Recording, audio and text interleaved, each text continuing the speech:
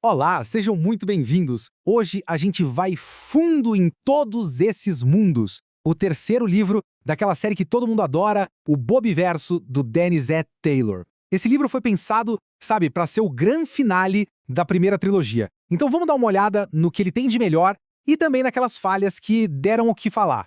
Olha só, vamos começar com essa pergunta. Imagina só essa situação. A mente de uma única pessoa, só que replicada mais de 500 vezes, sendo a última esperança da humanidade. Pois é, essa é a ideia central, meio maluca da série Bobverso. E é isso que prepara o palco para a escala gigantesca que a gente vê nesse terceiro livro. Aqui a coisa vai assim, ao extremo. Para quem ainda não conhece a série, a ideia é basicamente essa. A consciência de um engenheiro de software, o Bob Johansson, é, replicada. Ele vira uma legião de sondas de inteligência artificial superconscientes que saem explorando a galáxia, tentando salvar a humanidade e, claro, lutando contra umas ameaças bem sinistras. É como se uma pessoa só virasse uma civilização inteira de exploradores de espaço. É essa base que faz a história ser tão diferente, né? Ok, vamos entrar na primeira parte grande da história. E que parte? É aquele clímax que todo fã estava esperando, a guerra total contra aquela raça alienígena que a gente só conhece como os Outros. Esse é o grande triunfo do livro, sem dúvida.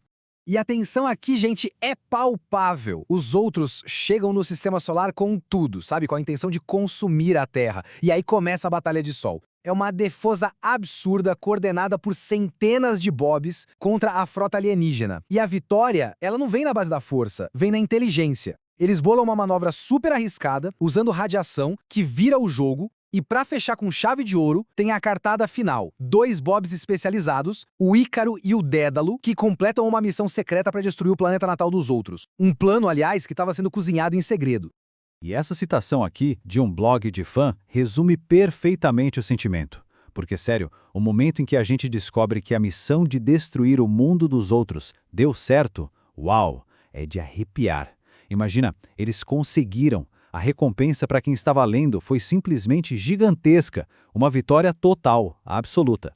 Mas essa vitória teve um preço, e um preço altíssimo, 90%. Esse número é a porcentagem de Bobs que foram perdidos só nessa batalha final. 90%. Isso só mostra o tamanho do sacrifício que foi preciso para salvar a humanidade. Foi uma vitória sim, mas com perdas devastadoras. Bom, depois de toda essa batalha épica, vamos mudar um pouco o foco, sair do macro e ir pro micro. Porque além da guerra, o livro também se dedica a fechar as histórias de vários Bobs individuais. E para muitos fãs, essa é uma das partes mais legais.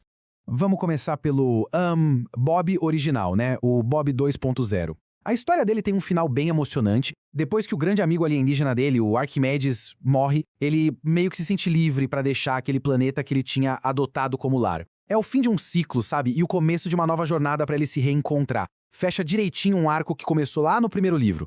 Agora, a história do Howard e da Bridget, essa talvez seja a mais tocante de todas.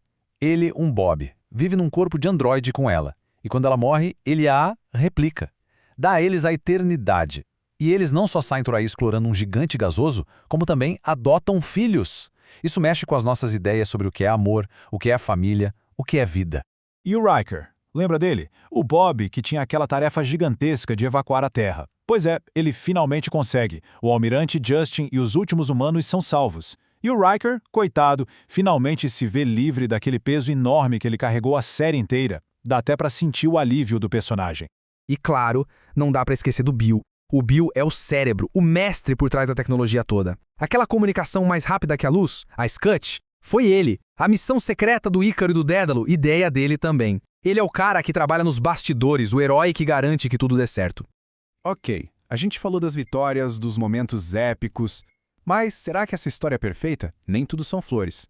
Agora a gente vai virar a chave e olhar para o outro lado da moeda, as críticas. Porque muitos leitores apontaram algumas fraquezas bem sérias na narrativa. E aqui a gente tem a grande divisão de opiniões.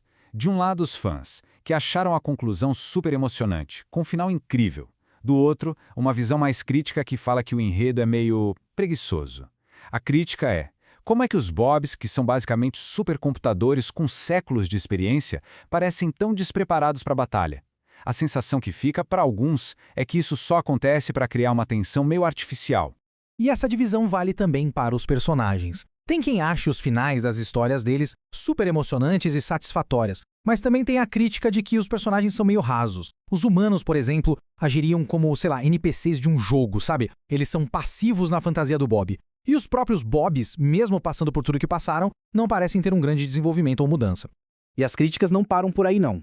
Outros pontos que o pessoal levantou foram, primeiro, uma visão de mundo que seria muito anglocêntrica, deixando outras potências globais meio de lado. Segundo, a tal da comunicação FTL, a SCUT. Ela meio que surge do nada para resolver tudo, o que soa muito como um deus ex machina, uma solução mágica. E por fim, talvez a crítica mais pesada, para uma história sobre inteligência artificial e mentes replicadas, o livro foge de discussões mais profundas sobre transhumanismo e o que tudo isso realmente significa. E aí, como é que a gente junta tudo isso? De um lado, uma aventura espacial que muita gente adora. Do outro, uma história com falhas que não dá para ignorar. Isso nos leva a pensar, afinal, qual é o lugar desse livro na ficção científica? A conclusão que a gente pode tirar é que todos esses mundos é uma aventura divertida, mas com suas falhas. O livro é muito elogiado pelo humor, pela história que te prende, mas também é criticado pela simplicidade, por não ter aquela profundidade literária que alguns esperam. Ele funciona super bem como uma ficção científica leve, divertida. Agora, para quem busca algo mais hard, mais complexo, talvez não seja bem isso. E no final, fica essa pergunta no ar. O que faz uma ficção científica ser realmente boa? Ela precisa ser complexa, cheia de filosofia, ou uma aventura divertida daquelas de tirar o fôlego já é o suficiente? A resposta, bom, essa provavelmente muda de leitor para leitor, né?